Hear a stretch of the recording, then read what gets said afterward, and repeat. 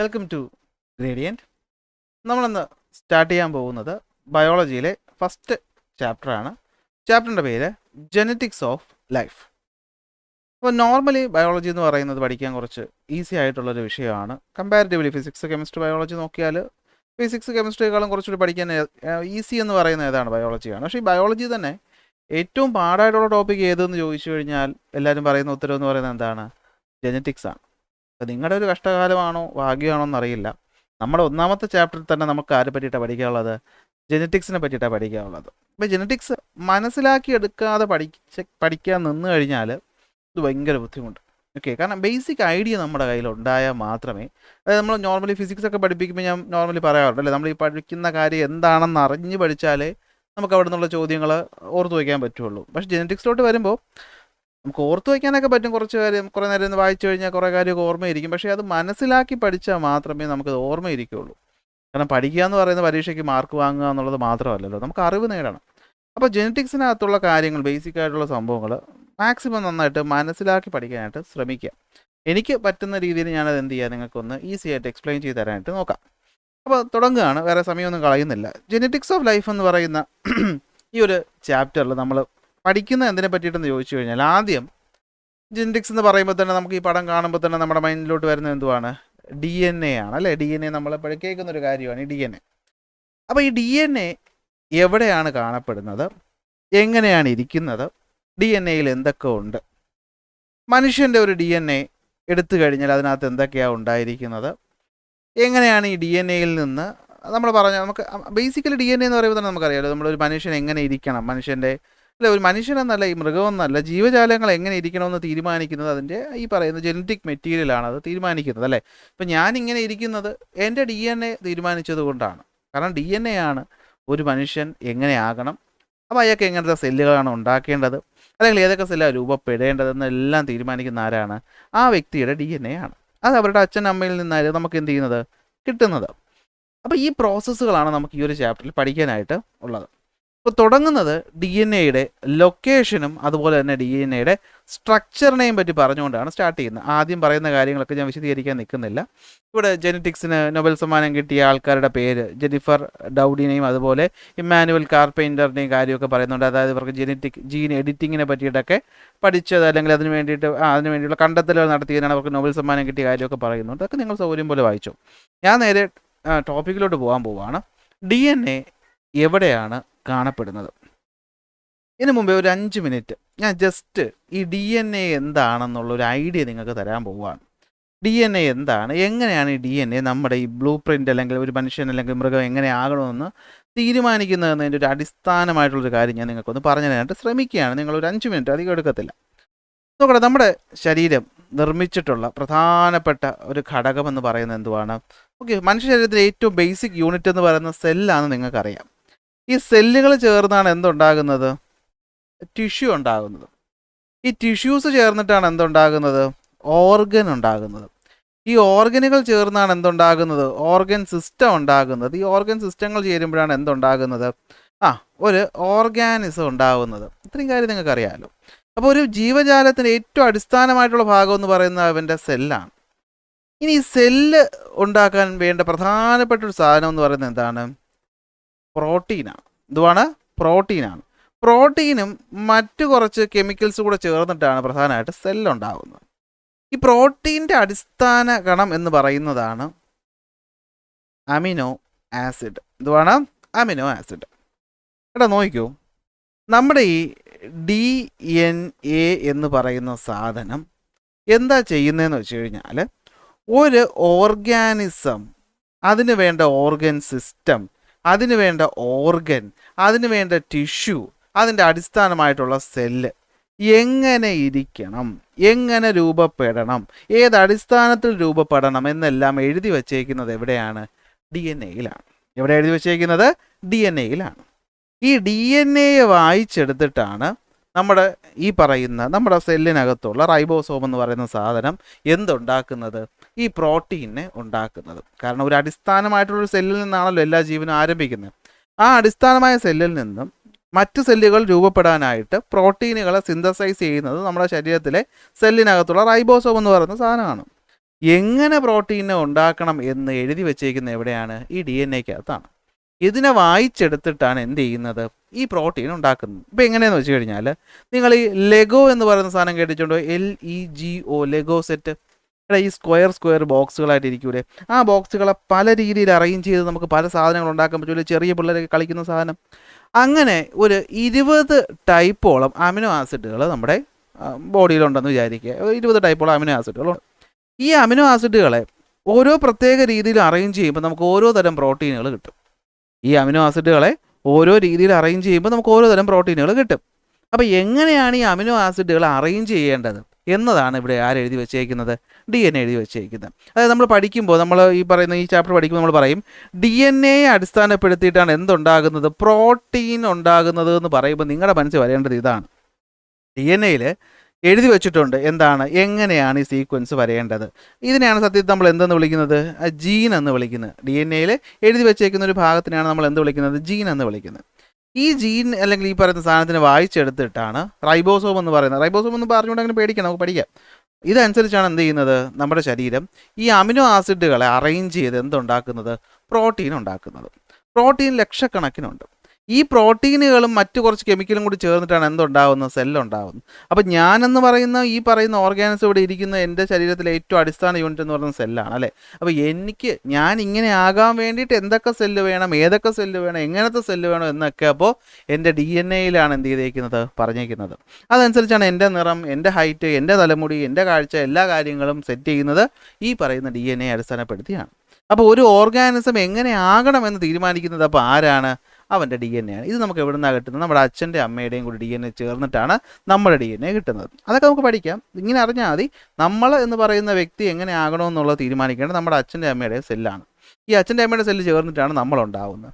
അതും ഡിവൈഡ് ചെയ്താണ് നമ്മളെന്ന ഈ ഓർഗാനിസമായി മാറുന്നത്. അപ്പോൾ ഈ ഓരോ തവണ സെല്ല് ഡിവൈഡ് ചെയ്യുമ്പോഴും പുതിയ സെല്ല് ഫോം ചെയ്യുമ്പോഴും എങ്ങനെയാണ് ആ സെല്ല് രൂപപ്പെടേണ്ടതെന്ന് ഇവിടെ എഴുതി വെച്ചിട്ടുണ്ട്? DNA-ക്കകത്ത് എഴുതി വെച്ചിട്ടുണ്ട്. ഒരു ബേസിക് ഐഡിയ കിട്ടിയോ? ഒരു ബേസിക് ഐഡിയ കിട്ടുന്നുണ്ടോ? അപ്പോൾ ഇതാണ്, അല്ലെങ്കിൽ ഇതുകൊണ്ടാണ് DNA നമ്മൾ എന്താണ് പറയുന്നത്? നമ്മുടെ ബ്ലൂ പ്രിൻ്റ് എന്ന് പറയുന്നത്. ഞാനെന്ന വ്യക്തി ഇങ്ങനെ ആകണമെന്ന ബ്ലൂ പ്രിൻ്റ് എവിടെയുണ്ട്? എൻ്റെ ശരീരത്തിലെ എൻ്റെ സെല്ലിലുള്ള DNA-യിലുണ്ട്. അപ്പോൾ നിങ്ങൾ ചോദിക്കും DNA എവിടെ ഇരിക്കും? DNA ഒരു സെല്ലിലെ ന്യൂക്ലിയസിനകത്താണ് കാണുന്നത്. ഒരു DNA സെല്ലിൻ്റെ എവിടെ കാണും? ന്യൂക്ലിയസിനകത്ത് കാണും. ന്യൂക്ലിയസിനകത്ത് എവിടെയെന്ന് ചോദിച്ചാൽ ന്യൂക്ലിയസിനകത്തുള്ള ക്രോമസോമിൽ കാണും. അപ്പോൾ ഈ ക്രോമസോം എന്ന് വെച്ചാൽ എന്താ? ക്രോമസോം എന്ന് വെച്ച് കഴിഞ്ഞാൽ സത്യം പറഞ്ഞാൽ ഈ DNA ചുരുട്ടി ഇങ്ങനെ വച്ചേക്കുന്ന ആ ഒരു സ്ട്രക്ചറാണ് സത്യത്തിൽ എന്തെന്ന് പറയുന്നത്? ക്രോമസോം എന്ന് പറയുന്നത്. അപ്പോൾ ഫസ്റ്റ് പോയിന്റ് നമ്മൾ പഠിക്കേണ്ടത് DNA എവിടെയാണ് കാണുന്നത്? നമ്മൾ സെല്ലുകളെ പറ്റിയൊരു അടിസ്ഥാന വിവരമൊക്കെ നിങ്ങൾക്ക് ഉണ്ടല്ലോ, അല്ലേ? മനുഷ്യൻ്റെ സെല്ല്, മൃഗങ്ങളുടെ സെല്ലൊക്കെ ഉണ്ടല്ലോ. അപ്പോൾ അങ്ങനെയുള്ളൊരു സെല്ല് നമ്മൾ എടുത്താൽ ആ സെല്ലിനകത്തായിട്ട് എന്തുണ്ട്? അതിൻ്റെ കൺട്രോളിങ് യൂണിറ്റ് ആയിട്ടുള്ള ന്യൂക്ലിയസ് ഉണ്ട്. ഈ ന്യൂക്ലിയസിനകത്ത് നോർമലി നമ്മൾ ഈ നൂഡിൽസൊക്കെ കിടക്കുന്ന കണക്കായിട്ടാണ് എന്ത് കിടക്കുന്നത്? ഈ ക്രോമസോം കാണുന്നത്. സെൽ ഡിവിഷൻ്റെ സമയം ആകുമ്പോഴാണ് അവരെന്താ ഈ കാണുന്ന ഒരു പ്രത്യേക ഷേപ്പിൽ എന്ത് ചെയ്യുന്നത്? ഇങ്ങനെ രൂപപ്പെടുന്നത്. അങ്ങനെയുള്ള ഈ രൂപപ്പെട്ടിരിക്കുന്ന സാധനം കുറച്ച് നൂലുകൾ വെച്ച് ഇങ്ങനെ കെട്ടിപ്പൂട്ടിയൊരു സംഭവമാണ് നിങ്ങൾ വിചാരിക്കുക. അതിന് നമ്മളിങ്ങനെ അഴിച്ചെടുത്ത് കഴിഞ്ഞാൽ നമുക്ക് എന്ത് കിട്ടും? നീണ്ട ഒരു സാധനം കിട്ടും. ആ നീണ്ട ഒരു സാധനം തന്നെയാണ് എന്തെന്ന് പറയുന്നത്? DNA എന്ന് പറയുന്നത്. എന്തെന്ന് പറയുന്നത്? DNA എന്ന് പറയുന്നത്. ഓക്കെ, അപ്പോൾ DNA എവിടെയാണ് കാണപ്പെടുന്നത്? ഫസ്റ്റ് ചോദ്യം, DNA കാണപ്പെടുന്നത് ന്യൂക്ലിയസിലാണ്. സെല്ലിലെ ന്യൂക്ലിയസിൽ അതിനകത്തുള്ള ക്രോമസോമിലാണ് എന്ത് കാണുന്നത്? DNA കാണുന്നത്. ഈ DNA കാണാൻ എങ്ങനെ ഇരിക്കും എന്ന് ചോദിച്ചാൽ ദാ ഇതുപോലെ ഇരിക്കും. എന്താ ഈ ഷേപ്പ്? ഒരു ഏണിപ്പടി നിങ്ങൾ ആലോചിക്കുക. ഒരു ഏണി, രണ്ട് കാലും അതിന് നടുക്കായിട്ട് ഇങ്ങനെ കുറേ സാധനം, അല്ലേ? ആ ഒരു ഏണിയുടെ മുകളിലും താഴെയും പിടിച്ച് നമ്മളൊന്ന് ട്വിസ്റ്റ് ചെയ്താൽ ദാ ഇതുപോലത്തെ ഒരു ഷേപ്പ് കിട്ടത്തില്ലേ? ഇതിനെയാണ് നമ്മൾ ഡബിൾ ഹെലിക്സ് ഷേപ്പ് എന്ന് പറയുന്നത്. ഇതെന്ന് പറയുന്നത് ഡബിൾ ഹെലിക്സ് ഷേപ്പ് എന്ന് പറയുന്നത്. ഈ DNA കാണാൻ ഇങ്ങനെയാണെന്ന് നമ്മുടെ കണ്ടെത്തിയ സയൻറ്റിസ്റ്റുമാരാണ് ആരെന്ന് ചോദിച്ചാൽ അതാണ് ജെയിംസ് വാട്സണും ഫ്രാൻസിസ് ക്രിക്ക് എന്ന് പറയുന്ന രണ്ട് സയൻറ്റിസ്റ്റുമാർ ചേർന്നിട്ടാണ് 1953 നമ്മുടെ DNA എന്ന് പറയുന്നത് ദാ ഈ കാണുന്ന പോലത്തെ ഒരു ഷേപ്പിൽ, ഈ കാണുന്ന ഈ മുകളിൽ കാണുന്ന പോലത്തെ ഒരു ഷേപ്പിലാണെന്ന് കണ്ടെത്തുന്നത്. ഈ ഷേപ്പിൻ്റെ പേരാണ് ഡബിൾ ഹെലിക്സ് ഷേപ്പ്. ഈ ഷേപ്പിൻ്റെ പേരാണെന്ത്? Double helix shape. ഇനി ഇതുവരെ ഒറ്റയ്ക്കിരുന്ന് കണ്ടുപിടിച്ചതല്ല, ഇവർക്ക് മുമ്പായിട്ട് രണ്ട് സയൻറ്റിസ്റ്റുമാരുണ്ട്. ആരൊക്കെയെന്ന് വെച്ച് കഴിഞ്ഞാൽ റോസാലൻഡ് ഫ്രാങ്ക്ലിനും മൗറിസ് വിൽക്കിൻസും. ഇവർ സെല്ലുകളുടെ എക്സ്റേ ഡിഫ്രാക്ഷൻ സ്റ്റഡീസ് നടത്തിയപ്പോൾ അതിൽ കിട്ടിയൊരു ഫോട്ടോയാണ് ഫോട്ടോ 51. സൂക്ഷിച്ചു നോക്കിയാൽ നിങ്ങൾക്ക് കാണാൻ പറ്റും. ഇവിടെ അതാ കണ്ടോ, നമ്മൾ മുകളിൽ കണ്ട പോലെയുള്ള ഈ പറയുന്ന ഒരു ഷേപ്പ് നമുക്കിവിടെ കാണാനായിട്ട് പറ്റും. ഇങ്ങനെയുള്ള ഈ ഒരു ഷേപ്പിനെ കൂടുതൽ പഠിച്ചാണ് നമ്മുടെ DNA ഷേപ്പ് എന്ന് പറയുന്നത് ഈ കാണുന്ന ഡബിൾ ഹെലിക്സ് ആണെന്ന് വാട്സണും ക്രിക്കും കൂടെ ചേർന്ന് കണ്ടുപിടിച്ചത്.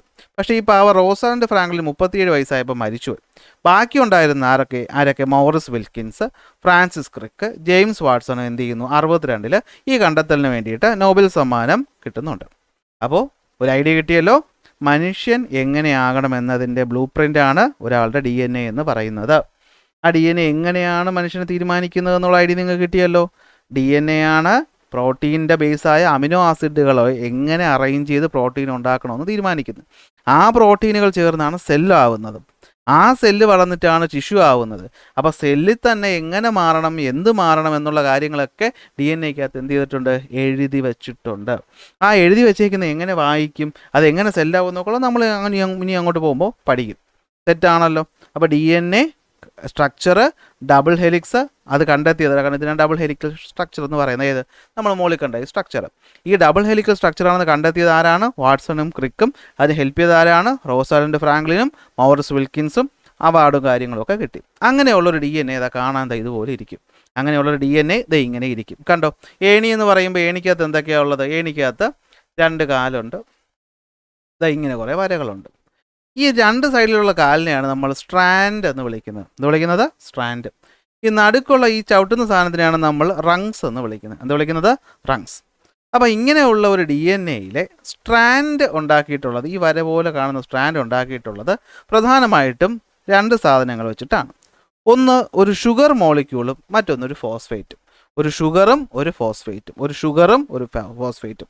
ആ ഷുഗറിൻ്റെ പേര് പെൻറ്റോസ് ഷുഗർ എന്നാണ്. എന്ത് ഷുഗർ എന്നാണ്? ഒരു പെൻറ്റോസ് ഷുഗറും ഒരു ഫോസ്ഫേറ്റ് മോളിക്യൂളും കൂടി. അതായത് നമ്മൾ നോക്കിക്കഴിഞ്ഞാൽ ഇങ്ങനെയുള്ളൊരു ഏണിയെടുത്ത് നമ്മൾ നോക്കിക്കഴിഞ്ഞാൽ അതിനകത്ത് ഇങ്ങനെ ഒരു പെൻറ്റഗൺ ഷേപ്പിലായിട്ട് ഒരു ഷുഗർ മോളിക്യൂളും അതിൻ്റെ ഇവിടെയായിട്ട് ഒരു ഫോസ്ഫേറ്റ് മോളിക്യൂളും കാണുമല്ലോ. അടുത്ത് ഈ ഫോസ്ഫേറ്റ് മോളിക്യൂൾ ഇങ്ങനെ ഇരിക്കും. അതിൻ്റെ മുകളിലായിട്ട് എന്തുണ്ടാവും? ഈ ഫോസ്ഫേറ്റ് മോളിക്യൂൾ ഇങ്ങനെ ഇരിക്കും. അതിൻ്റെ മുകളിൽ വീണ്ടും ഒരു പെൻറ്റോസ് ഷുഗർ, അവിടെ നിന്നൊരു ഫോസ്ഫേറ്റ്. ഈ ഫോസ്ഫേറ്റിൽ നിന്ന് അടുത്ത ഷുഗർ. ഇങ്ങനെയാണ് ഈ കാണുന്ന ഒരു സ്ട്രാൻഡ് ഉണ്ടായി പോകുന്നത്. ഓക്കെ ആണല്ലോ. അപ്പോൾ ഇതിനകത്ത് എന്തൊക്കെയുണ്ട്? ഒരു ഫോസ്ഫേറ്റും ഒരു ഷുഗറും. ഇനി ഇതിൻ്റെ ഈ റങ്സ് എന്ന് പറയുന്ന സാധനം കണ്ടോ? റങ്സ് എന്ന് വെച്ചാൽ എന്താണ്? ഈ ഏണിയുടെ നടുക്കുള്ള സാധനം. ഇതുണ്ടാക്കിയിട്ടുള്ളത് നൈട്രജൻ ബേസ് കൊണ്ടാണ്. എന്തുകൊണ്ടാണ്? നൈട്രജൻ ബേസ് കൊണ്ടാണ്. കണ്ടോ, ഇവിടെ കണ്ടാൽ നിങ്ങൾക്ക് കാണാൻ പറ്റും. ഇതേപോലത്തെ ഒരു ഏണിയാണ്. കണ്ടോ, ഇതാണ് ആ ഏണിയുടെ എന്തെന്ന് പറയുന്നത്? സ്ട്രാൻഡ് എന്ന് പറയുന്നത്. കണ്ടോ, സ്ട്രാൻഡ്. ഇതാണ് എന്തെന്ന് പറയുന്നത്? റങ്സ് എന്ന് പറയുന്നത്. ആ റങ്സ് ഉണ്ടാക്കിയിട്ടുള്ള കണ്ടോ ഒരു പ്രത്യേക അക്ഷരമൊക്കെ എഴുതി വെച്ചിട്ടുണ്ട്. കണ്ടോ, GCAT എന്നൊക്കെ പറഞ്ഞിട്ട്.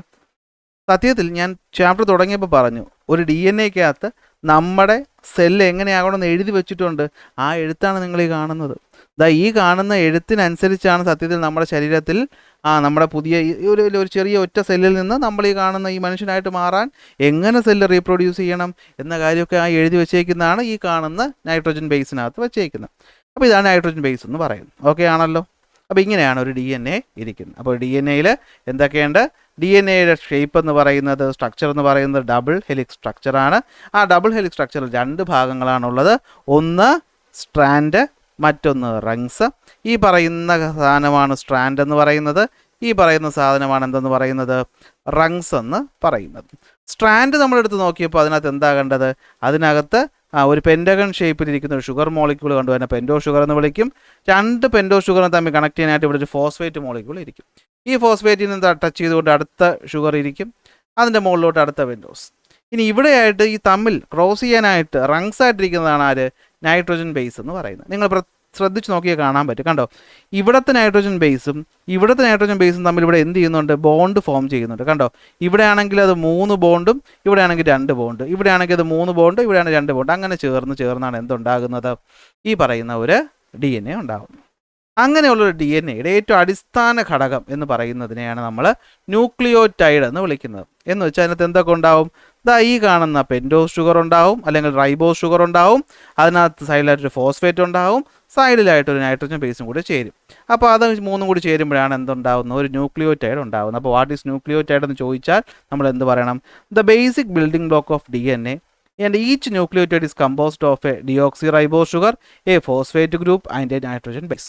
Okay, അതിൽ ഫോസ്ഫേറ്റിൻ്റെ ഉപയോഗം എന്താണെന്ന് ചോദിച്ചു കഴിഞ്ഞാൽ participate in the formation of the bond that link nucleotide together. നേരത്തെ ഞാൻ പറഞ്ഞു അല്ലേ, ഒരു ന്യൂക്ലിയോറ്റൈഡും മറ്റേ ന്യൂക്ലിയോറ്റൈഡും തമ്മിൽ ഇങ്ങനെ ബന്ധപ്പെട്ടുമ്പോഴേ സ്ട്രാൻഡ് ആവുള്ളൂ. അപ്പോൾ ഇങ്ങനെ കണക്റ്റ് ആവാൻ സഹായിക്കുന്ന ആളാണ് ആര് ഇവിടുത്തെ ഫോസ്ഫേറ്റ് ഗ്രൂപ്പ്. ഈ ബേസിക്കായിരിക്കുന്ന സാധനമാണ് ആര്, ഡിയോക്സി റൈബോസ് അഥവാ 5 കാർബണുള്ള ഷുഗർ. ഇതിൻ്റെ വലതുവശത്തായിട്ടിരിക്കുന്നതാണ് നൈട്രോജൻ ബേസ് എന്ന് പറയുന്നത്. അതിനകത്ത് ആൽക്കലൈൻ കോമ്പൗണ്ടുകൾ, നൈട്രോജൻ ഉള്ള ആൽക്കലൈൻ കോമ്പൗണ്ടുകൾ ചേർന്നാണ് ഇത് ഫോം ചെയ്തിട്ടുള്ളത്. അങ്ങനെയുള്ള നൈട്രോജൻ ബേസ് എത്ര എണ്ണം ഉണ്ട്? 4 എണ്ണം ഉണ്ട്. പേര് പഠിച്ചേ പറ്റുള്ളൂ. Adenine, thymine, guanine, cytosine. Adenine, thymine, guanine, cytosine. പറഞ്ഞേ, അഡിനിൻ, തൈമിൻ, ഗ്വാനിൻ, സൈറ്റോസിൻ. ഇതാണ് എന്ത്, നമ്മുടെ നൈട്രോജൻ ബേസ് എന്ന് പറയുന്നത്. ഇത് പെയറായിട്ടായിരിക്കും വരുന്നത്. ഇത്രയും കാര്യം ഓക്കെ ആണോ? ഇത്രയും കാര്യം സെറ്റല്ലേ? അപ്പോൾ നമ്മൾ എന്താ പഠിച്ചത്? ഒന്നുകൂടി ഇത് റിപ്പീറ്റ് ചെയ്ത് പറഞ്ഞു പോയില്ലെങ്കിൽ മറന്നുപോകും. നമ്മൾ എന്താ പഠിച്ചത്? DNA പറ്റി പഠിച്ചു. DNA എന്ന് പറഞ്ഞാൽ എന്താണ്? മനുഷ്യൻ എങ്ങനെ ആകണമെന്ന് തീരുമാനിക്കുന്നത് അല്ലെങ്കിൽ അത് എഴുതി വച്ചേക്കുന്നത് DNA-യിലാണ്. ഇതനുസരിച്ചാണ് നമ്മുടെ ശരീരത്തിലെ റൈബോസോം എന്ന് പറയുന്ന ഈ ഒരു സെല്ലിനകത്തുള്ള സാധനം പ്രോട്ടീനെ ഉണ്ടാക്കുന്നത്. അതായത് പ്രോട്ടീനുകൾ ഉണ്ടാക്കുന്നത് അമിനോ ആസിഡുകളിൽ നിന്നാണ്. ഈ അമിനോ ആസിഡുകളെ പ്രത്യേക രീതിയിൽ അറേഞ്ച് ചെയ്താണ് പ്രോട്ടീൻ ഉണ്ടാകുന്നത്. ഈ അറേഞ്ച്മെൻറ്റ് രീതി എന്നുള്ളതാണ് ആര് പറഞ്ഞു കൊടുക്കുന്നത്? DNA പറഞ്ഞു കൊടുക്കുന്നത്. ഇത് ഓരോ വ്യക്തികൾക്കും ഓരോന്ന് ആയിരിക്കും. ഒരു ലെഗോ സെറ്റ് വെച്ച് നമ്മൾ ഒരു ബിൽഡിംഗ് ഉണ്ടാക്കുന്നത് പോലെ അല്ലേ? എല്ലാ ലെഗോയും കാണാൻ ഒരുപോലെ അല്ലേ? പക്ഷേ അതിന് പല രീതിയിൽ അറേഞ്ച് ചെയ്തിട്ടല്ലേ നമുക്ക് ഒരു സാധനം കിട്ടുന്നത്. അതുപോലെ ഈ പറയുന്ന ഒരു 20 ടൈപ്പ് ഓഫ് അമിനോ ആസിഡുകൾ പല രീതിയിൽ അറേഞ്ച് ചെയ്ത് പ്രോട്ടീനുകൾ ഉണ്ടാക്കി, പ്രോട്ടീൻ ചേർന്ന് സെല്ലായി, സെല്ല് ടിഷ്യൂ ആയി, ടിഷ്യൂ ഓർഗനായി, ഓർഗൻ സിസ്റ്റമായി, ഓർഗാനിസമായി മാറുന്നത് മൊത്തം എഴുതി വെച്ചേക്കുന്ന DNA-യിലാണ്. ഈ എഴുത്തിനെയാണ് നമ്മൾ ജീൻ എന്ന് വിളിക്കുന്നത്. അല്ലെങ്കിൽ DNA-യുടെ ഒരു ചെറിയ ഭാഗത്തിനെയാണ് നമ്മൾ എന്ത് വിളിക്കുന്നത്? ജീൻ എന്ന് വിളിക്കുന്നത്. ആ DNA എവിടെയാണ് കാണുന്നത്? ഒരു സെല്ലിനകത്തുള്ള ന്യൂക്ലിയസിനകത്ത് നേരെ ഇരിക്കുമോ DNA? ഇല്ല. DNA ഒരു പ്രത്യേക ഷേപ്പിൽ ഇങ്ങനെ ചുരുണ്ടുകൂടി ഇരിക്കും. ആ ഷേപ്പിനെയാണ് നമ്മൾ ക്രോമസോം എന്ന് വിളിക്കുന്നത്. ഈ ക്രോമസോമിനെ നമ്മൾ അഴിച്ചെടുത്താൽ, ക്രോമസോമിനകത്ത് ഇങ്ങനെ നൂലിട്ട് ഇങ്ങനെ കെട്ടി പോലെ ഇങ്ങനെ കെട്ടിയിരിക്കും. അത് നമ്മൾ അഴിച്ചെടുത്ത് കഴിഞ്ഞാൽ നമുക്കൊരു നീണ്ട നൂല് പോലത്തെ സാധനം കിട്ടും. ആ നീണ്ട നൂല് പോലത്തെ സാധനത്തിൽ നമ്മൾ വീണ്ടും സൂം ചെയ്യുമ്പോഴാണ് നമ്മൾ ആ നൂല് ഇതാ ഇങ്ങനെ ട്വിസ്റ്റ് ചെയ്തിരിക്കുന്നതായിട്ട് നമുക്ക് മനസ്സിലാവുന്നു. ആ സാധനത്തിനാണ് നമ്മൾ DNA എന്ന് വിളിക്കുന്നത്. DNA-യുടെ ഫുൾ ഫോം എന്താ? Deoxy റൈബോ nucleic acid. Deoxy റൈബോ nucleic acid എന്ന് വെച്ചാൽ ഈ പറയുന്ന വേണ്ട, റൈബോസിനെ പറ്റി പഠിച്ചില്ലല്ലോ നമ്മൾ, ഇനി പഠിക്കുള്ളൂ. അപ്പോൾ പറഞ്ഞില്ല. അപ്പോൾ എന്തുവാണ്? Deoxy റൈബോ nucleic acid. Nucleic acid എന്ന് പറയുമ്പോൾ ന്യൂക്ലിയസിനകത്തിരിക്കുന്നത് നമുക്ക് അതിൽ നിന്ന് കണക്ട് ചെയ്യാൻ പറ്റും. ഡിയോക്സി എന്ന് വെച്ച് കഴിഞ്ഞാൽ ഒരു ഓക്സിജൻ കുറവെന്നാണ് അതിൻ്റെ അർത്ഥം. അത് പിന്നെ പറഞ്ഞുതരാം. അപ്പോൾ ഡിയോക്സി റൈബോ ന്യൂക്ലിക് ആസിഡ് എന്ന DNA കാണുന്നു. ഇത് കാണാൻ എങ്ങനെയായിരിക്കുന്നത്? ഇതുപോലെ ഇങ്ങനെ ട്വിസ്റ്റ് ചെയ്തായിരിക്കുന്നത്. ആ ഇരിക്കുന്നതിൻ്റെ പേരാണ് എന്ത്? Double helix structure. ആരായി ഡബിൾ ഹെലിക്സ് സ്ട്രക്ചറാണ് ഇവരെന്ന് കണ്ടെത്തിയത്? ജെയിംസ് വാട്സണും ഫ്രാൻസിസ് ക്രിക്കും കൂടെ 1953 ഇത് കണ്ടെത്തുന്നത്. അവരെങ്ങനെയാണ് കണ്ടെത്തിയത്? പണ്ട് അവർക്ക് മുമ്പായിട്ട്, അത്ര പണ്ടൊന്നുമല്ല, അവർക്ക് കുറച്ച് മുമ്പായിട്ട് ഈ പറയുന്ന എക്സ്റേ ഡിഫ്രാക്ഷൻ ചെയ്തു. അതായത് എന്ത് ചെയ്തു? എക്സ്റേ ഡിഫ്രാക്ഷൻ ചെയ്തു. ആരാ ഡിഫ്രാക്ഷൻ ചെയ്തത്? റോസാലൻഡ് ഫ്രാങ്ക്ലിനും മോറിസ് വിൽക്കിൻസും കൂടെ. അതായത് സെല്ലുകളുടെ എക്സ്റേ ഫോട്ടോഗ്രാഫി എടുത്തപ്പോഴത്തേക്കും അതിൽ നിന്ന് കിട്ടിയ ഒരു ഫോട്ടോ 51 വെച്ച് വീണ്ടും പഠിച്ചിട്ടാണ് നമുക്ക് മനസ്സിലായത് ഈ പറയുന്ന DNA ഈ ഷേപ്പിലാണ് ഇരിക്കുന്നത്. റോസാലൻഡ് ഫ്രാങ്ക്ലിൻ നേരത്തെ മരിച്ചുപോയെങ്കിലും ബാക്കിയുള്ള 3 പേർക്കും അതിനായിട്ട് എന്ത് കൊടുത്തു? നൊബേൽ സമ്മാനം കൊടുത്തു. അങ്ങനെയുള്ളൊരു DNA കാണാൻ എങ്ങനെയിരിക്കും? ഒരു ഏണി എടുത്തിട്ട് അതിനെ ഒന്ന് ട്വിസ്റ്റ് ചെയ്താൽ ഇരിക്കുന്ന പോലെ ഇരിക്കും. അപ്പോൾ ഏണിക്ക് 2 കാലും കുറേ നടുക്ക് കുറേ പടികളും ഉണ്ടാകും. ആ 2 കാലിനെയാണ് നമ്മൾ സ്ട്രാൻഡ് എന്ന് വിളിക്കുന്നത്. ആ കാലുണ്ടാക്കിയിട്ടുള്ളത് നമ്മൾ സാധാരണ ഏണിയിൽ ഇരുമ്പ് കൊണ്ടോ മുള കൊണ്ടോ ഉണ്ടാക്കുന്ന പോലെ DNA-യുടെ ഈ പറയുന്ന സ്ട്രാൻഡ് എന്തുകൊണ്ടാണ് ഉണ്ടാക്കിയെന്ന് ചോദിച്ചാൽ നമ്മൾ പറയും അതിനകത്ത് ഒരു പെൻറ്റോ ഷുഗർ ഉണ്ട്, അല്ലെങ്കിൽ ഒരു ഡിയോക്സി റൈബോ ഷുഗറും 5 കാർബണുള്ളൊരു ഷുഗർ, പെൻറ്റഗൺ പോലെ ഇരിക്കുന്ന ഷുഗറും മുകളിലൊരു ഫോസ്ഫേറ്റും. ഈ ഫോസ്ഫേറ്റ് അടുത്തതിൽ കണക്ട് ചെയ്ത് ഇങ്ങനെയാണ് സ്ട്രാൻഡ് ഉണ്ടാക്കിയിട്ടുള്ളത് നമ്മൾ പറയും. ഈ പടി ഉണ്ടാക്കിയിട്ടുള്ളത് എന്ത് വെച്ചിട്ടാണ്? അതൊരു നൈട്രോജൻ ബേസ് വെച്ചിട്ടാണ്. അതായത് പകുതിയുള്ള 2 സാധനങ്ങളുണ്ട്. അത് തമ്മിൽ ടച്ച് ചെയ്ത് നമ്മളിങ്ങനെ ജോയിൻ ചെയ്താണ് എന്ത് ചെയ്തേക്കുന്നത്? ഇതിനെ വെച്ചേക്കുന്നത്. അതിൻ്റെ പേരാണ് നൈട്രോജൻ ബേസ്. നൈട്രോജൻ ബേസ് എത്ര ടൈപ്പാണ് ഉള്ളത്? 4 ടൈപ്പാണ് ഉള്ളത്. Adenine, thymine, guanine, cytosine. Adenine, thymine, guanine, cytosine. അപ്പോൾ ഇത്രയും പഠിച്ച കാര്യങ്ങളൊക്കെ വ്യക്തമായിട്ട് ഇവിടെ ഒരു നോട്ടായിട്ട് ഞാൻ എന്ത് ചെയ്തിട്ടുണ്ട്? കൊടുത്തിട്ടുണ്ട്. കണ്ടോ? Location and structure of the DNA and gene. ഇതിനകത്ത് നമ്മൾ ന്യൂക്ലിയസിനകത്താണെന്നും പറയുന്നത്. ഇനിയിപ്പോൾ നമ്മളെ പോലെയുള്ള മൾട്ടി സെല്ലുലാർ ഓർഗാനിസത്തിനകത്ത് ന്യൂക്ലിയസ്, ഇനി യൂണിസെല്ലുലാർ ആണെങ്കിൽ അതിനകത്ത് എന്താണ്? ന്യൂക്ലിയസ് ഇല്ല. പക്ഷേ പകരം ന്യൂക്ലിയോയിഡ് എന്ന് പറയുന്ന സാധനം പറയും, അതിനകത്താണ് കാണപ്പെടുന്നത്. അത്രയേ ഉള്ളൂ. അതിനകത്ത് എഴുതി വെച്ചേക്കുന്ന DNA യുടെ സീക്വൻസിനെയാണ് നമ്മൾ ജീൻ എന്ന് വിളിക്കുന്നത്. ഓക്കെ, അതായത് ഈ പറയുന്ന DNA എന്ന് പറയുന്ന ഒരു ലൈബ്രറി ആണെങ്കിൽ, എന്ന് വെച്ചാൽ ഒരുപാട് ബുക്കുകളുള്ളൊരു സാധനമാണെങ്കിൽ, അല്ലെ ആ നൂല് പോലെ അഴിച്ചിട്ടേക്കുന്നതാണെങ്കിൽ അതിലെ ഒരു ചെറിയ ഭാഗമാണ് എന്തെന്ന് പറയുന്നത്, ജീൻ എന്ന് പറയുന്നത്. കേട്ടോ, ഇത്രയും വലിയൊരു DNA ഉണ്ടെങ്കിൽ ഞാൻ അതിൽ നിന്നൊരു കുഞ്ഞു ഭാഗം കട്ട് ചെയ്ത് മാറ്റിയാൽ ഇതാണ് എന്തെന്ന് പറയുന്നത്, ഒരു ജീൻ എന്ന് പറയുന്നത്. ഇത്ര ചെറുതായിരിക്കില്ല, ഐഡിയയ്ക്ക് വേണ്ടി പറയുന്നു. സ്ട്രക്ചർ എന്താണ്? സ്ട്രക്ചർ ഡബിൾ ഹെലിക്സ് സ്ട്രക്ചർ എന്നാണ് ഇതിനെ പറയുന്നത്. അതിനകത്താണ് നമുക്ക് എന്തൊക്കെ ഉള്ളത്, സ്ട്രാൻഡ് ഉണ്ട്, റങ്സ് ഉണ്ട്. സ്ട്രാൻഡ് എന്ന് പറയുന്ന ഇതാണ്, റങ്സ് എന്ന് പറയുന്ന ഇതാണ്. സ്ട്രാൻഡിനകത്ത് എന്തൊക്കെയുണ്ട്, ഷുഗറും ഫോസ്ഫേറ്റും ഉണ്ട്. റങ്സിനകത്ത് നൈട്രജൻ ബേസ് ഉണ്ട്, നൈട്രജൻ ബേസ് 4 എണ്ണം ഉണ്ട്. അങ്ങനെയുള്ള ഒരു DNA-യുടെ സ്ട്രക്ചർ കണ്ടെത്തിയത് ആരൊക്കെയാണ്? വാട്സണും ക്രിക്കും കൂടെ 1953 കണ്ടുപിടിച്ചത്. ആരുടെ ഒബ്സർവേഷൻ അനുസരിച്ച്? എക്സ്റേ ഡിഫ്രാക്ഷൻ, റോസാലൻഡ് ഫ്രാങ്ക്ലിൻ്റെയും മോറിസ് വിൽക്കിൻസിൻ്റെ അനുസരിച്ച്. അങ്ങനെയുള്ളൊരു സ്ട്രാൻഡിനകത്ത് ഷുഗർ ഉണ്ട്, നൈട്രജൻ ബേസ് ഉണ്ട്. അങ്ങനെയുള്ള ഒരു DNA-യുടെ ഏറ്റവും അടിസ്ഥാന ഘടകമാണ് ന്യൂക്ലിയോടൈഡ്. ന്യൂക്ലിയോടൈഡിനകത്ത് ഒരു പെൻറ്റോസ് ഷുഗർ അല്ലെങ്കിൽ ഡിയോക്സി റൈബോസ് ഷുഗർ, ഒരു ഫോസ്ഫേറ്റും ഒരു നൈട്രജൻ ബേസും വരുന്നു. ഇതാ ഇവിടെ കാര്യം പറയുന്നുണ്ട്. ഫോസ്ഫേറ്റ് എന്ന് പറയുമ്പോൾ അതെന്തിനെ സഹായിക്കുന്നു? ന്യൂക്ലിയോടൈഡുകൾ തമ്മിൽ കണക്ട് ചെയ്യാൻ സഹായിക്കുന്നു. എന്ന് വെച്ചാൽ ഇതുപോലെ 1, 2, 3 തമ്മിൽ കണക്ട് ചെയ്യാനായിട്ട് സഹായിക്കുന്നു. അതിൻ്റെ റൈബോസ് ഷുഗർ എന്ന് വെച്ചാൽ അതിൻ്റെ ഏറ്റവും ബേസിക് ആയിട്ടുള്ള ഭാഗമാണ് റൈബോസ് ഷുഗർ. 5 ഷുഗർ ഉണ്ട്. നൈട്രജൻ ബേസിനകത്ത് ആൽക്കലൈൻ കോമ്പൗണ്ട് ഉണ്ട്. അത് എത്ര എണ്ണം ഉണ്ട്? 4 എണ്ണം ഉണ്ട്. Adenine, thymine, guanine, cytosine. ഇനി ഇത് കുറച്ച് കഴിയുമ്പോൾ നമുക്ക് പഠിക്കുക. എന്നാൽ ഇപ്പോൾ ഓർത്ത് വെച്ചു, എപ്പോഴും അഡിനിൻ പെയർ ചെയ്യുന്നത് ആരുമായിട്ടാണ്? തൈമിനുമായിട്ടാണ്. ഗ്വാനിൻ പെയർ ചെയ്യുന്നത് എപ്പോഴും ആരുമായിട്ടാണ്? സൈറ്റോസിനുമായിട്ടാണ്. അഡിനിൻ എപ്പോഴും പെയർ ചെയ്യുന്നത് തൈമിൻ. അതായത് നമ്മൾ പടി ഇങ്ങനെ വയ്ക്കുമ്പോഴത്തേക്കും അഡിനിൻ എന്ന പെയറിനോടൊപ്പം വരുന്ന എപ്പോഴും തൈമിനായിരിക്കും. ഇവർ തമ്മിൽ ഡബിൾ ബോണ്ട് ആയിരിക്കും. ഗ്വാനിൻ എന്നതിനോടൊപ്പം ചേരുന്ന എപ്പോഴും സൈറ്റോസിനായിരിക്കും. ഇവർക്കിടയിൽ എന്തായിരിക്കും? ട്രിപ്പിൾ ബോണ്ട് ആയിരിക്കും. ഇങ്ങനെയാണ് ഈ പടികൾ രൂപപ്പെടുന്നത്. ഇത്രയും കാര്യം ഓർത്ത് വയ്ക്കാമല്ലോ, കുഴപ്പമില്ലല്ലോ. ഇനിയാണ് ഇവിടെ ഒരു വലിയ ചോദ്യം വരുന്നത്. നമ്മുടെ ഒരു ഹ്യൂമൻ ശരീരത്തിൽ നമ്മൾ മനുഷ്യനെടുത്തു എന്ന് വിചാരിക്കാം. ഒരു മനുഷ്യൻ്റെ ന്യൂക്ലിയസ് ഞാൻ എടുത്താൽ, ക്രോമസോം നിങ്ങൾക്ക് എന്താണെന്ന് ഒരു ഐഡിയ കിട്ടി കാണുമല്ലോ. ഈ പറയുന്ന DNA ചുരുട്ടിക്കൂട്ടി വെച്ചേക്കുന്ന ഈ പറയുന്ന സാധനത്തിനെയാണ് നമ്മൾ എന്ത് വിളിക്കുന്നത്? ക്രോമസോം എന്ന് വിളിക്കുന്നത്. ഇങ്ങനെയുള്ള ഒരു ക്രോമസോം ഞാൻ എടുത്തിട്ട് ഈ നൂല് മൊത്തം അഴിച്ചു കഴിഞ്ഞാൽ അതെന്ന് പറയുന്ന ഏതാണ്ട് 2 ഇഞ്ച് അല്ലെങ്കിൽ 5 സെൻറ്റിമീറ്റർ നീളം വരും. Okay, DNA in each chromosome, അല്ല ഇതുപോലത്തെ ഒരു ക്രോമസോം ഞാൻ അഴിച്ചെടുത്താൽ അത് എത്ര വരും? അത് 5 സെൻറ്റിമീറ്റർ വരും. എത്ര സെൻറ്റിമീറ്റർ വരും? 5 സെൻറ്റിമീറ്റർ വരും. അങ്ങനെയുള്ള ഒരു മനുഷ്യൻ്റെ സെല്ല് നമ്മളെടുത്താൽ അതിനകത്ത് 46 ക്രോമസോം ഉണ്ടാവും. 46 ക്രോമസോം അല്ലെങ്കിൽ 23 പേർ എന്തുണ്ടാവും? ക്രോമസോം ഉണ്ടാവും. ഓക്കെ, അപ്പോൾ എത്ര ക്രോമസോം ഉണ്ടാവും? 46 ക്രോമസോം അല്ലെങ്കിൽ 23 പേർ ക്രോമസോം ഉണ്ടാവും. അതിനെ മൊത്തം നമ്മൾ അഴിച്ചെടുത്താൽ ആലോചിച്ച് നോക്കി, ഏതാണ്ട് 67. അങ്ങനെ മൊത്തം എടുത്തു കഴിഞ്ഞാൽ ഒരു സെല്ല് മാത്രം എടുത്താൽ ഏതാണ്ട് 6 അടി. ഓക്കെ, എത്രയാണ്? 6 അടി നീളത്തിനുള്ള DNA കിട്ടും. നിങ്ങൾക്ക് മനസ്സിലാവുന്നുണ്ട് ഞാൻ പറയുന്നത് എന്താണെന്ന്? ഇവിടെ ഒരു സെല്ലിനകത്ത് ഒരു ന്യൂക്ലിയസിനകത്ത് കുറേ ക്രോമസോം ഉണ്ട്. മനുഷ്യൻ്റെ സെല്ലാണെങ്കിൽ അതിനകത്ത് 46 ക്രോമസോം ഉണ്ടാകുന്നത്. ഇതുപോലത്തെ 46 എണ്ണം ഇങ്ങനെ അടുക്കി വെച്ചേക്കണമെന്ന് വിചാരിക്കും. ഈ 46 എണ്ണത്തിൽ ഒരെണ്ണത്തിനെടുത്ത് ഞാൻ അഴിച്ചഴിച്ച് നീട്ടുമ്പോൾ 5 സെൻറ്റിമീറ്റർ വരും. അങ്ങനെ ഒരു സെല്ലിനകത്തുള്ള ഈ 46 എണ്ണത്തിന് അഴിക്കുമ്പോൾ അത് ഏതാണ്ട് 6 അടി നീളത്തിനുള്ള സാധനമുണ്ട്. അങ്ങനെ ഒരു സെല്ല്, മനുഷ്യശരീരത്തിനകത്ത് എത്ര സെല്ലുണ്ടെന്ന് ചോദിച്ചാൽ എത്രയാണ്? ട്രില്യൺസ് ഓഫ് സെല്ലുണ്ട്. ഓക്കെ, എന്താണ്? Trillions of സെല്ലുണ്ട്.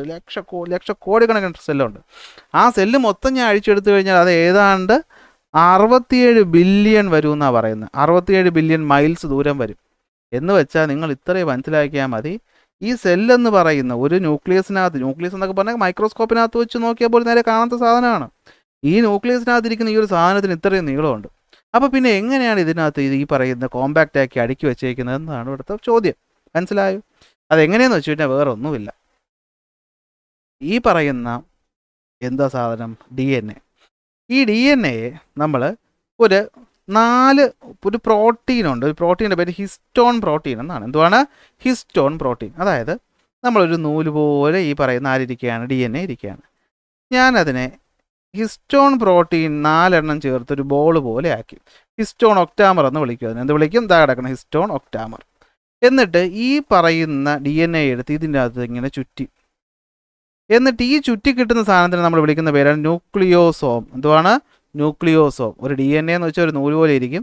നൂലിന് എനിക്ക് മാക്സിമം കോമ്പാക്റ്റ് ആയിട്ട് ചുരുട്ടി വയ്ക്കണം. അല്ലെ നിങ്ങൾ ആലോചിക്കും ഒരു നൂലിനെ ഏറ്റവും നന്നായിട്ട് ഒതുക്കി വയ്ക്കാൻ പറ്റുന്ന വഴി കേട്ടാ അതിനെ ചുറ്റി വയ്ക്കുക. അല്ലെ നമ്മൾ തയ്ക്കുന്ന നൂല് എങ്ങനെ നമുക്ക് കിട്ടും, തയ്ക്കാൻ ഉപയോഗിക്കുന്ന നൂല് ഒരു സിലിണ്ടർ പോലത്തെ സാധനത്തിനകത്ത് ഇങ്ങനെ ചുറ്റി വെച്ച് വയ്ക്കും. അതിനെ അഴിച്ച് നമ്മൾ നീട്ടി വിട്ട് കഴിഞ്ഞാൽ എത്ര ദൂരം പോകും. പക്ഷേ അതിന് ചുരുട്ടി വയ്ക്കുമ്പോൾ ആകെ ഇത്രയല്ലേ വരുള്ളൂ. അതേ ലോജിക്ക് തന്നെ ഇവിടെ പറയുന്നത്. ആ നൂലാണ് DNA എന്ന് വിചാരിക്കുക. ആ നൂല് നമ്മുടെ സാധനത്തിനകത്ത് ചുറ്റി വയ്ക്കത്തില്ലേ, ആ ചുറ്റി വയ്ക്കുന്ന സാധനത്തിൻ്റെ പേരാണ് ഹിസ്റ്റോൺ പ്രോട്ടീൻ. ഹിസ്റ്റോൺ പ്രോട്ടീൻ എന്ന് വെച്ചാൽ ഒരെണ്ണം ഹിസ്റ്റോൺ പ്രോട്ടീൻ. അങ്ങനത്തെ 8 എണ്ണം ചേർക്കുമ്പോഴാണ് ആ ഒരു റൗണ്ട് സാധനം പോലത്തെ ഇവിടെ ഒരു സ്ക്വയർ സാധനം കിട്ടും. അതിൻ്റെ പേര് ഹിസ്റ്റോൺ ഒക്ടാമർ എന്നാണ്. എന്താണ് ഹിസ്റ്റോൺ ഒക്ടാമർ? ഈ ഹിസ്റ്റോൺ ഒക്ടാമറിന് ചുറ്റും എന്ത് ചെയ്യും, ഇതിനങ്ങോട്ട് ചുറ്റി വയ്ക്കും. ചുറ്റി വയ്ക്കുമ്പോൾ അതിനെ വിളിക്കുന്ന പേര് ന്യൂക്ലിയോസോം. എന്തുവാണ്? ന്യൂക്ലിയോസോം. ഈ ന്യൂക്ലിയോസോമുകളെ ചേർത്ത് ഈ ന്യൂക്ലിയോസോം എന്ന് പറയുന്നത് നിങ്ങൾ മനസ്സിലാക്കുക. ഈ ന്യൂക്ലിയോസോം എന്ന് പറയുന്ന ഒരു മാലയിലെ മുത്താണെന്ന് വിചാരിക്കുക. അങ്ങനെ കുറേ മുത്തുകളെ വീണ്ടും ചേർക്കുമ്പോഴല്ലേ ഒരു മാല ഉണ്ടാകുന്നത്. അതുപോലെ ഈ ന്യൂക്ലിയോസോമുകളെ ചുറ്റി നമ്മൾ എന്ത് ചെയ്യും, അറേഞ്ച് ചെയ്ത് വയ്ക്കുമ്പോഴാണ് നമുക്ക് എന്ത് കിട്ടുന്നത്, ഈ പറയുന്ന ക്രോമസോം കിട്ടുന്നത്. എന്ത് കിട്ടുന്നത്? ക്രോമസോം. അതാണ് ഞാൻ ആദ്യം പറഞ്ഞത്. ഈ ക്രോമസോമിനെ അഴിച്ചെടുക്കുമ്പോഴാണ് നൂല് പോലെ ആരെ കിട്ടുന്നത്, DNA കിട്ടുന്നത്. അപ്പോൾ DNA ചുറ്റി വെച്ചപ്പോഴല്ലേ ക്രോമസോം ഉണ്ടായത്. അതെ, ഈ ക്രോമസോം നോക്കിക്കഴിഞ്ഞാൽ അതിൻ്റെ പ്രത്യേക ഒരു ഷേപ്പ് നോക്കി, ഇങ്ങനെ ചുറ്റി ഒരു കാല് പോലെ, ഇപ്പുറത്ത് നിന്ന് ഇങ്ങനെ വേറൊരു കാല് പോലെ, നടുക്കായിട്ടൊരു റൗണ്ട് സാധനം, ഇവിടെ നിന്ന് ഇങ്ങനെ ഒരു കാല് പോലെ, ഇവിടെ നിന്ന് ഇങ്ങനെ ഒരു കാല് പോലെ, ഈ ഒരു പ്രത്യേക ഷേപ്പിലാണ് ചുറ്റി വെച്ചേക്കുന്നത്.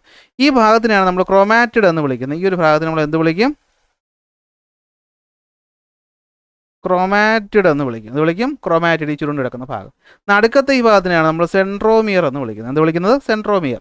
ഇതിനൊക്കെ കുറച്ച് ഉപയോഗങ്ങളുണ്ട്, പിന്നെ പഠിക്കാം. അപ്പോൾ ചുറ്റി വയ്ക്കുന്ന ഇവനെ എന്ത് വിളിച്ചു? ക്രോമാറ്റിഡ് എന്ന് വിളിച്ചു. നടുക്കത്തെ ഉണ്ട് എന്ന് വിളിച്ചു? സെൻട്രോമിയർ എന്ന് വിളിച്ചു. ഇങ്ങനെ കിട്ടുന്ന ഈ സാധനത്തിന് നമ്മൾ എന്താ വിളിച്ചത്? ക്രോമസോം എന്ന് വിളിച്ചു. ഇത് വിളിച്ചു ക്രോമസോം. ഇങ്ങനത്തെ ഒരു ക്രോമസോം അഴിക്കുമ്പോഴാണ് നമ്മൾ 5 സെൻറ്റിമീറ്റർ നീളത്തിൽ സാധനം കിട്ടുമെന്ന് പറഞ്ഞത്. ഓക്കെ ആണല്ലോ.